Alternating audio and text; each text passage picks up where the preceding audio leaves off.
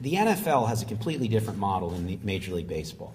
And as someone who's involved in baseball and not in the NFL, I will say that I applaud the NFL's model. I think it's a wonderful model. I think it is a model that has a tremendous number of parity mechanisms and creates competitive balance that's absolutely fantastic. And what's fantastic about it is fans in markets like Kansas City, Pittsburgh, San Diego, et cetera, feel like they have an absolute, unequivocal opportunity with no built-in disadvantages to compete with the big market clubs in Chicago, New York, and New England. And they feel that way, and they're right about that.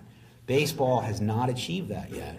Baseball has situations where a New York team can outspend a team in Kansas City by $1 billion in a 10-year period. Now, that's a staggering inequality.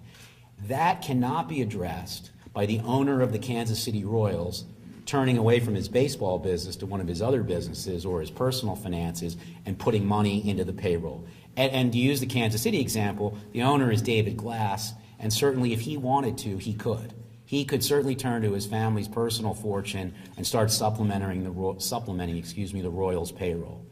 But if he did that, he would make the Royals to some degree more competitive. But he would have done nothing to solve the global problem that baseball has. The global issue of why you have haves, have-nots, and teams in the middle needs to be addressed globally. It's a league-caused problem that needs to be addressed at the league level. Just as the NFL has been able to very elegantly address their problem, the NFL has taken the approach, we're going to have 32 teams. We're going to have teams in markets like, of all places, Green Bay, Wisconsin, Jacksonville, Florida.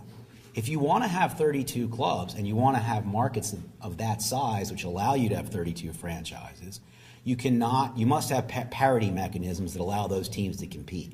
You can't just let those teams be steamrolled by the Giants and the Jets and the Bears and so forth. And the NFL prohibits that. If the NFL had baseball's rules, then Peyton Manning would have played for the Colts for about 2 years and would have become the quarterback of the Jets. And you could see that repeated. Aaron Rodgers wouldn't be the quarterback of the Packers for very long. So I think that's where baseball needs to go. Until baseball does get there, there will be articles written about how this owner or that owner isn't spending enough. But the reality is, to make teams competitive, you have to remove the systemic errors in the system. You need to create parity mechanisms. Now, as to our team, and my father is an owner, the specific thing that's written periodically or charge that's leveled. We have signed a decent number of our players. We obviously signed Brian Roberts to a number of long-term contracts. And Brian was a very good player and unfortunately encountered a number of very improbable and unfortunate injuries that limited what was otherwise a fantastic career.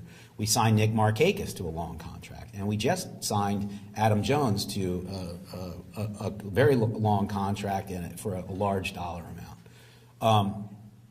Almost invariably, as I look back over the last 20 years, I have yet to meet an Oriole player or yet to recall an example where an Oriole player was up to be renewed, was approaching free agency, that the writers, generally speaking, did not encourage us to re-sign.